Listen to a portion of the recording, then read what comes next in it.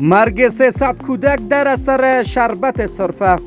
پس از مرگ دست کم 300 کودک در ارتباط با شربت سرفه در سال گذشته میلادی، سازمان صحی جهان خواستار اقدام فوری و هماهنگ برای حفاظت از کودکان در برابر دواهای آلوده شده است.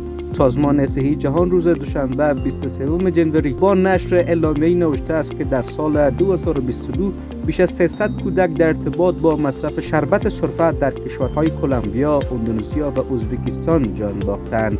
این سازمان اضافه کرده است که این دواها بدون نسخه عرضه می شوند و میزان دیتیلین گلیکول و اتیلین گلیکول بسیار بالایی دارند و گفته این سازمان این مواد شیمیایی سمی بوده و کاربرد صنعتی دارند و حتی مقدار کم آن می تواند کشنده باشد که هرگز نباید در دواها به کار رود. سازمان صحی جهان خواستار اقدام عاجل در 194 کشور عضو این سازمان برای جلوگیری از مرگ و میر بیشتر کودکان شده است. گفتنی است که سال گذشته میلادی شماری از کودکان در اثر استفاده از چند نوع شربت سرفه جان باختند.